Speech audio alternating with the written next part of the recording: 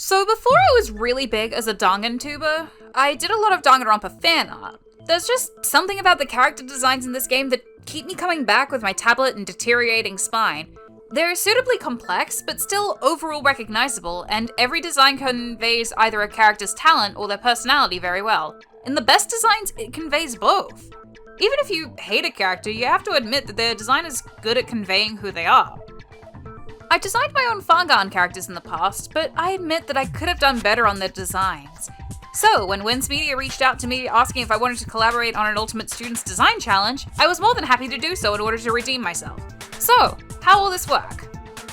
Well, you see, each of us send over 4 Ultimate talents that we think will make interesting character designs. We pick 2 of them and design Danganronpa characters with those talents. After we're done, we show each other our characters, and yeah, that's about it.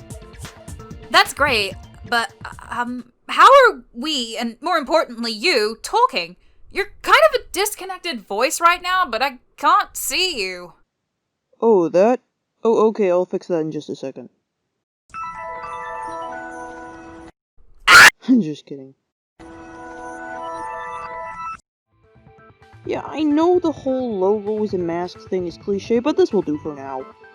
We'll be showing you the processes of making these new Ultimates and talking about our design philosophies, as well as explaining why we picked the talents we did for each other. This is probably going to be a longer video, so let's get into it. As someone who's into character design, I'm really excited to see how this will play out. Let's go on over to see what kind of talent Ares is planning on giving me. Game designer. I chose game designer because while I've all but lost my passion for completely designing my own game on my own, part of me still wants to write for one. And while we've seen an ultimate gamer and an ultimate programmer, we haven't really seen someone who designs video games, even though it's a talent that very much would go seamlessly into this setting. I also think there's a lot of potential for callbacks to prior designs in this series, while still keeping mostly to its own elements. A game designer could also specialize in one genre or be a jack of all trades, and can have almost any personality. Social media influencer. This one's one I chose because there's a lot of potential in a social media influencer. The original Danganronpa was released when this concept was completely unheard of, and the latest game was conceived when this concept was only just taking off. These days, however, it's kind of impossible to escape the drive of the social media influencer, and there's many ways to play it. A stressed out, always smiling teenager whose anxieties are driven by a need for attention and it's tied to their self-worth to the point where they're willing to debase themselves. Or an outgoing and superficially friendly person who really only cares about themselves or their brand. Or something completely different. Mixologist. Danganronpa itself already has an ultimate chef, and I myself have an ultimate barista. Our rules with the challenge also dictated that we really shouldn't use anything from my Fangan, so I decided to use Mixologist to finish the trifecta. Now, a Mixologist in Danganronpa isn't the first talent that should honestly be barred off by age issues. Celeste has the same issue where she's an underage gambler. Legality's never stopped the ultimates, and I imagine that the same can be said for the ultimate Mixologist. There's already a blueprint for this one where legality is kind of by the wayside, but aside from that, they'd be easily able to slot into any personality type. Reserved, friendly, apprehensive, brutish, there's plenty of interpretations to choose from. Cheerleader. Honestly, I don't know if Japan has cheerleaders as a frequent thing, but I can assure you that in Australia they're pretty rare. Or maybe they're not, and I just went somewhere with Dancer Stedford rather than cheerleading. But whatever the case, I figured that while you're a little reduced in terms of what outfits your character can wear and still be readable as cheerleader, it's not a dead-set singular design option. In fact, I'd argue this design might push one to go beyond the boundaries of what we expect from cheerleaders. We don't have to make our cheerleaders skinny, pale, or sun-kissed skinned, blonde or brunette, or even female. To push perceptions of what a cheerleader could look like or even acts like is probably one of the best things you can do with this concept, in my opinion. But we'll see what, if anything, Wince does with it. So the 4 ultimate types I'll be giving Ares are the ultimate marine biologist, the ultimate plumber, the ultimate golf player, and the ultimate psychologist. When designing these 4 talents, I didn't just want to pick any old job or application for Ares to turn into DR characters. I wanted to give them talents with a lot of potential for them to work with. These talents should make them think about what they would look and act like without immediately going to the most obvious, stereotypical portrayal. I also want these talents to have a lot of variety and multiple interpretations to make a character out of, so my idea for a certain ultimate talent could be completely different from Ares's. After playing Animal Crossing, I keep on getting reminded of Gonta whenever I think of bug catching mechanic, and since bug catching and fishing are sister mechanics, I always wanted to see an ultimate fisherman. However, looking at some fan games, I decided that Danganronpa Kill Cure's Iki Maniki scratched that itch for me, and I couldn't really think of an interesting way to subvert the fishing dynamic myself.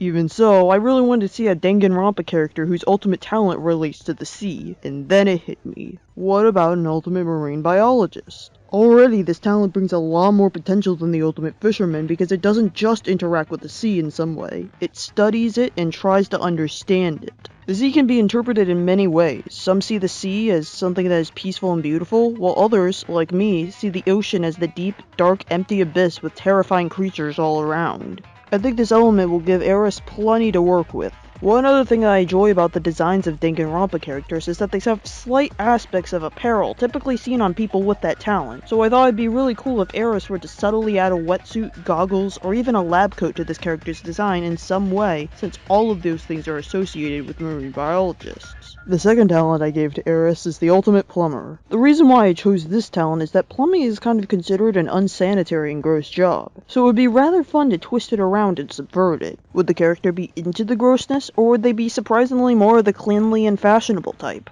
Who knows? Although they aren't typically worn by plumbers, overalls are typically associated with the application thanks to the Mario Bros. Overalls can be worn in many different ways, which could give Eris something to work with, or they could just go away with the overalls and do something else. I could also imagine many plumber tools in the design, such as plungers and toilet brushes. Either way, an ultimate plumber could lead to many possible ideas and variations. One staple of the Danganronpa series is having an ultimate sports talent. So far, these talents have led to very unique and interesting characters, so why stop now?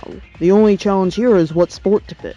Since Danganronpa is mainly a Japanese series, I wanted to pick a sport that is both very popular in Japan, but also well known worldwide. We've had baseball, tennis, but another sport that we haven't had an ultimate for is golf. I feel like golf is a type of sport that has conflicting ideas depending on who you ask. I always associated golf with peace and tranquility, because unlike most sports, golf is one that isn't fast-paced or relies on action. But golf is also associated with snobby rich people, typically rich old guys, which contrasts the peaceful nature of the sport. There's also the act of using a golf club as a weapon, which can not only be used as part of the character's personality, but also as a funny sprite for when they get angry. The last talent wasn't one I was thinking about, but a friend casually talked about this to me and I can't get my mind off it since. The ultimate psychologist is quite interesting to me because the talent has to do with reading how other people think and feel, which would be very interesting for a class trial. Either as a companion or a rival, I could imagine them knowing who the killer is, not by having the right evidence, but by reading the killer's subconscious tells. Despite not having clothing ideas for this type of ultimate, that idea has so much potential that I couldn't just let it go. The talents Wince gave me were Ultimate Marine Biologist, Ultimate Golf Player, Ultimate Plumber, and Ultimate Psychologist. I figured I would go with Marine Biologist and Psychologist for my two ultimates. I think all four have potential, but I feel like with Golf Player and Plumber, I'm a little restricted in terms of character. With the Golf Player, I'd likely have to go with a rich person who's an asshole, and I already did that at least twice in my own Fargan. And with the Plumber, if I didn't include a reference to Super Mario Bros., I'd likely get crucified. I also wound up making both feminine characters as I'm just more inspired to create feminine characters. Admittedly, I already had a couple of concepts for an ultimate psychologist as a sequel to Danganronpa S. That never got made because I realized that my cases were kind of badly made and not super interesting mysteries. I think my best was case 2, and that still involved the culprit essentially Metal Gear Solid sneaking around the other characters to commit their murder and hide the body. I figured since I never went live with her concept, it was fine to just kind of use this as an excuse to fully realize her design. I thought it might be interesting to go with a psychologist who's really good at her job, but just kind of sour and apathetic about it. She's seen so many patients, and while she's saved many to be called an ultimate, some do slip through her fingers and wind up much worse.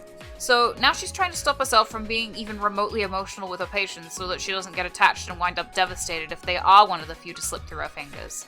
I'm also going to make her a trans lesbian because why not? This time, nobody can complain that it's not canon. It's my character and I get to choose the gender and sexuality. I think that she might wear these on her sleeve, or more accurately on a blazer and hair clip, so I slapped a couple of pride flags on her design. I think they help to break up the ocean of blue a bit too. I had a couple of plans already, but I'd not made them definitively. I knew I wanted deep blues and lemony yellows to be the main colors, with them being the main color and accent color respectively. Blue is a very calming color and is associated with the water, which I think symbolizes many aspects of good health, while her lemon color is kind of like her real personality showing through, like her sour view on the world at large is poking through. I kind of wanted her to be short, too. I thought that these will all go together nicely into a character like her. Somewhat unassuming, but still with enough points to stand out a little bit when needed. If you can't tell, I love creating color palettes. It's a lot of fun! I think that she'd be the kind of character to be a little harsh with someone if they're not her patient, not really the type to sugarcoat the truth, and probably one of the first to come up with a game plan in a stressful situation. However, I think she'd have a personal rule for these game plans, the rule of 3. She devises 3 solutions to the problem presented, ranks them based on how effective they would be at solving the problem, and finds ways to execute all 3 based on that ranking. If all 3 fail, however, she simply gives up and moves on to the next issue. It's a bit of an arbitrary mindset, yes, but I think little details like that can really make your character stick in someone's mind. It also presents very much a gateway into her being a murderer or the mastermind. Although I think she would either be a late game victim or a survivor personally. I think her dry personality and inability to be easily tricked or caught unaware would kind of make her hard to kill even though she's not physically strong. And that's her. I named her Mizuki Chiba. Mizuki is derived from Mizu, meaning timely omen, and Ki, meaning hope. Chiba means 1,000 leaves. I thought timely omen of hope would be a nice name for a psychologist. You know, how getting therapy is a timely omen of hope? That's at least what it means for me. And same with the leaves. You know, like it's a blossoming tree and how someone can really blossom if you give them the support that they need. Personally, I think she turned out really well. When going into this challenge, I was kinda scared that Aries would pick very obscure talents that would take a Google search to understand, like the ultimate podiatrist or something. They did, well, at least somewhat, but you know what, that's okay. The whole point of this is that it's a challenge, and the more challenging something is, the more rewarding the results will turn out. So the talents Aries gave me are the ultimate game designer, ultimate social media influencer, ultimate cheerleader, and ultimate mixologist. Yeah, try to guess that one without Google. To be fair, I feel like Aries gave me a solid mix of regular talents and things I'd never heard before, so I shouldn't give them too much slack on that. Right off the bat, I ruled out the ultimate game designer because it was too similar to both Chiaki and Chihiro. I feel really sad about doing this because I feel like Aries had some really cool ideas for this ultimate, and I feel like it would have been a cool idea for a mastermind. That leaves us with the other 3 talents left, and to be honest, I actually had a hard time picking which 2 talents to draw, and I had vague ideas for each. For the ultimate social media influencer, I had this idea that he acted all high and mighty, but was secretly mortified of the killing game and the fact that his whole life and talent are meaningless in the grand scheme of things. However, this felt awkward as you would need to see a lot of this character's inner thoughts in a way that doesn't feel weird. Then I had a brilliant idea. What if this ultimate social media guy was the protagonist? Meet Luke Berry, a somewhat arrogant guy who, through the killing game, becomes more grateful for what he has and strives to become a better person.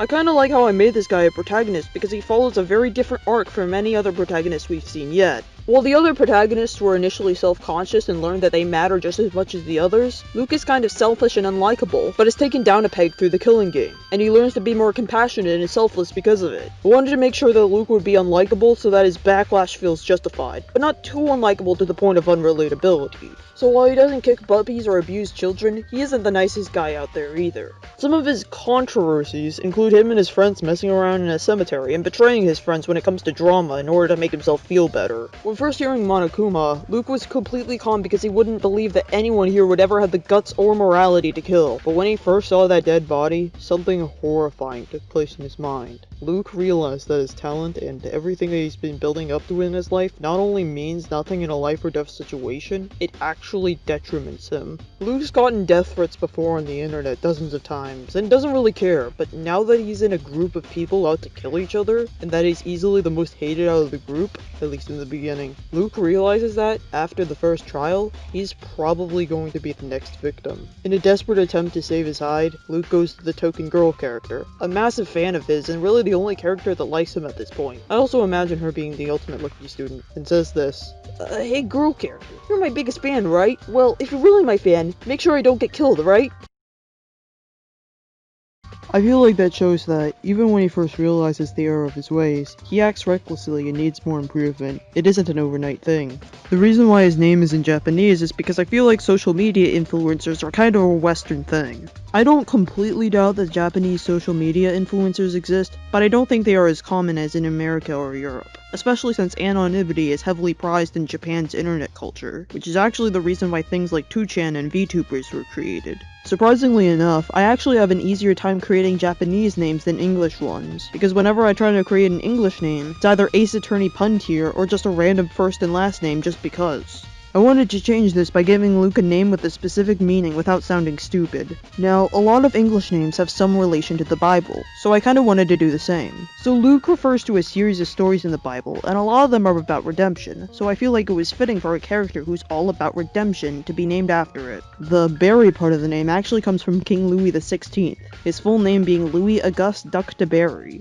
The reason why I based Luke's name off of this particular king is because he died during a revolution to overthrow him. I felt like this somewhat resembles how Luke fears that every other student is out to kill him for his deeds. This kind of inspiration caused me to add various little royalty themes to his outfit, which I don't think I did very well. All I did was make his hair kind of look like a crown, have a crown necklace, and have his Supreme-styled hoodie just say, King. Speaking of the hair, I was originally going to go with a more K-poppy style bowl cut with his ahogi more pronounced, but I went with a more swooshed hair design because not only does it fit his initially cocky personality better, but also tons of influencers have that style, so I feel like it works. To add further flair to the design, I just added a bunch of bling willy-nilly in order to mask the blandness. Though, having the chain and necklace intersect like that is actually a reference to a king I saw on Google Images. The hoodie was originally going to be an open one, and the king logo was going to be on the shirt below, but having it closed like that looks more original. Besides, Luke already looks enough like the green guy from Carol and the Tuesdays. I don't want to add even more similarities. Surprisingly enough, the colors just really worked well with each other, and the reds and blues are also references to royalty and Gen Z fashion. If there's one thing I don't like about Luke, it's that he doesn't look that much like a protagonist. But then again, I didn't really think that Kaede looked all that much like a protagonist either. What do you guys think? Also, before you say anything, Luke does have an ahogi. It's right here.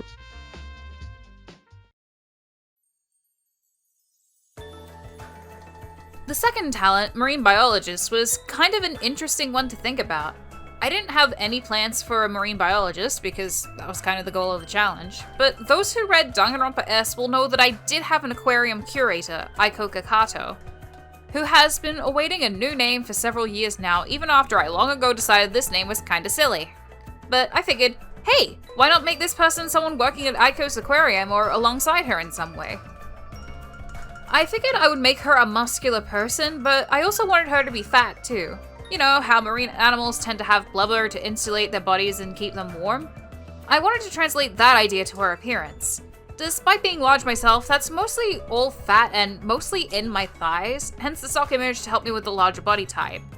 And as for whether she's trans, non-binary, queer, I think that she's honestly a better character left up to audience interpretation this time. Just not cishet, because I really can't design cishet characters. It's so hard because I don't know anything about cishet people. I wanted this character to have darker skin and to have visible 4A texture hair, although I'm still learning how to draw tighter curls and I apologize if the texture looks wrong. I thought a side ponytail would look nice and create an interesting silhouette. You'll see later that I was originally going to do blue hair, but I thought it looked a bit too much like Mizuki's hair, so I changed it to red. I still think it suits her. I don't know what the rest of the world calls these swim shirts, but in Australia they're called rashies. I thought she would really suit them. They're a tight-fitting, yet opaque swim shirt that's a great alternative if you don't want to wear a bikini. And they come in some really cool colors and patterns. I just kept to red and blue to stick with her color palette.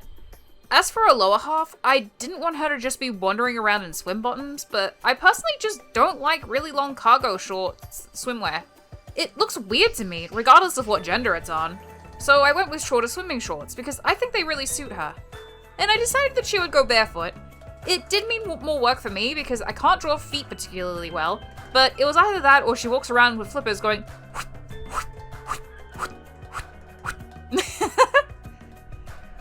As for personality, I think she would take after Aiko a bit. You know, energetic, friendly, enthusiastic, stuff like that, and that would lead into her work.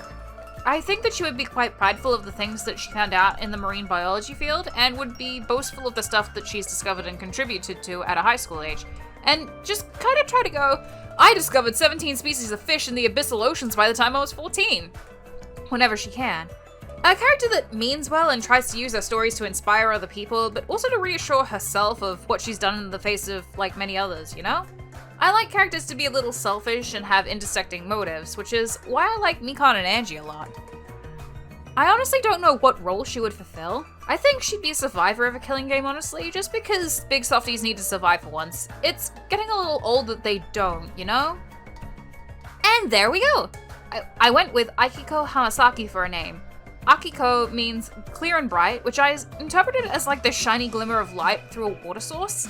And Hamasaki is derived from Hama, meaning beach, and Saki, meaning peninsula. I thought it was a fitting name for a marine biologist, but if you're a native Japanese speaker, please tell me if this is something silly. But either way, I think I'm happy with how she turned out. I think she is missing something from her splash portrait though, but I can't put my finger on what.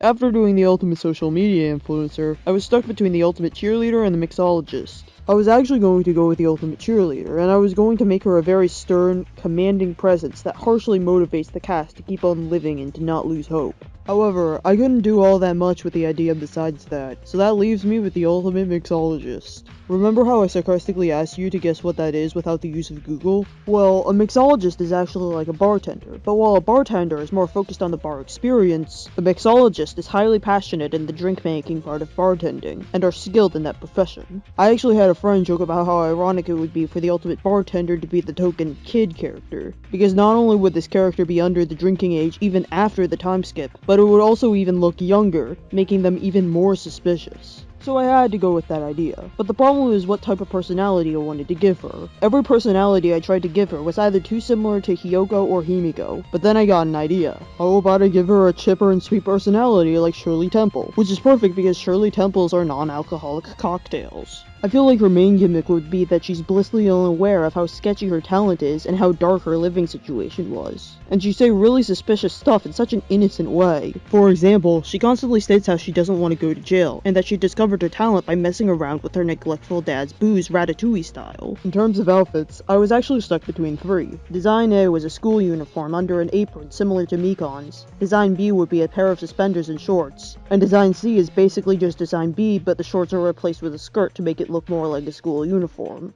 However, I already mentioned how A looks like Mikon's outfit, and I feel like C is too similar to Chihiro's because that character already has the suspenders and shirt combo, so that leaves us with Design B. Honestly, I'm happy with this choice because not only did the shorts make this character look more childish, but a vast majority of the Danganronpa girls wear skirts, so it's nice to spice things up a little. If there's one thing I feel like I could have done better, it's that this outfit doesn't really look that school uniform-y. You see, a lot of Danganronpa outfits not only capture their occupation, but also resemble a high school uniform in some ways. This mostly applies to the girls, but there are some male characters that follow this as well. I think this remedy is fixed by adding a pink bow to where the ties typically are. It not only makes this character look more childish and girly compared to other mixologists, but certain Japanese school uniforms have bows like this, so it works. It was really hard for me to do the hair because I really wanted to implement a single pigtail on the top of her head to make it somewhat look like a straw, but that's not really a popular haircut among little girls. In order to keep the hairstyle the same but to make it look more childish, I decided to make it curlier. I'm not sure if it did the job, but it's certainly better than before. I added a little grape hair clip because grapes make wine and wine is alcoholic, but in hindsight, I feel like I should have chosen a strawberry or some other fruit, because grapes aren't really associated with cocktails.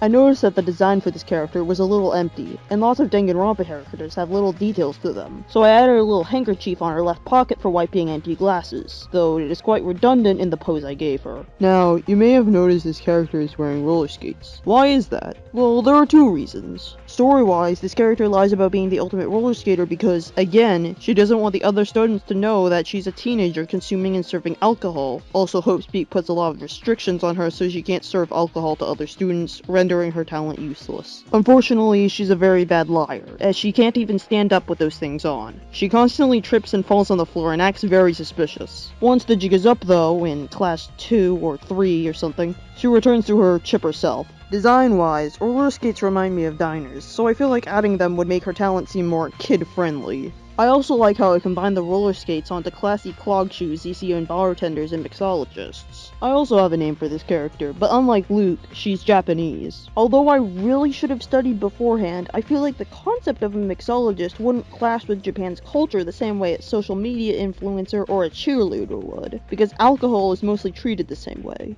Just do a Google search and yeah, cocktails and mixology exist in Japan. Roller skating does exist in Japan, but it's not as popular as in the States, and I should have done more research on it as well. Now, you might be trembling in your boots, fearing the horribly butchered Japanese name that will pop out of my head, but fear not. I have found a foolproof way to create authentic Japanese names that are not only actual names, but have a meaning to them as well. Some DR characters actually have a lot of meaning behind their name, such as with Koki Chiyoma. You basically do this. Search up a list of Japanese names, look up the kanji, pick and choose certain kanji you like, or search up new kanji if you like, mix and match the kanji, and then make sure the name is actually a name. So the name I came up with for this character is Chichako Auta. First of all, I had to add Ko in her first name somehow. Ko means child, and nearly all the childlike characters have it in their name. Hiyoko, Himiko, etc. I know not every character with Ko in the name is a token kid character, and some characters have Ko in the name but aren't the specific kanji meaning child, but it's tradition and a pun, so I had to do it for this one. Ka means fragrance, and I always feel like alcoholic drinks, whether it be beer, cocktails, or wine, always had a distinct fragrance to me, so it works. Chi means 1,000, and the reason why it's here is mainly because Kako isn't a name. Plus, it means that the alcohol smells are amplified. As for the family name, Ao means blue, referring to the blue grapes on her head, and Ta means rice field. This is referring to how there's a type of rice wine in Japan called sake. I need to stop comparing cocktail to wine. Well, I guess that's another thing I need to research about. I hope you enjoyed our little collaboration, both Wince and you're watching. I certainly had a lot of fun designing some new characters. How about you, Wince? Yeah, I sure did. Like I said before, I love character design. It was really fun trying to create new characters out of Ares' talents. I'm surprised to see how they turned out, and I love them already. I think my characters turned out nicely too. I might wind up using them in the future. It was really nice collaborating with you on this project. Do you want to send the viewers out? It'd be my honor. If you want to hear more about these characters, be it their stories or stuff, let us know in the comments. Make sure you subscribe to Ares if you like this video, but also check out my own channel. A lot of my upcoming videos aren't going to be Danganronpa related, but I still feel like you'll enjoy them nevertheless. Thanks for watching this video, thank you Ares for letting me on here, and we'll see you next time. Bye!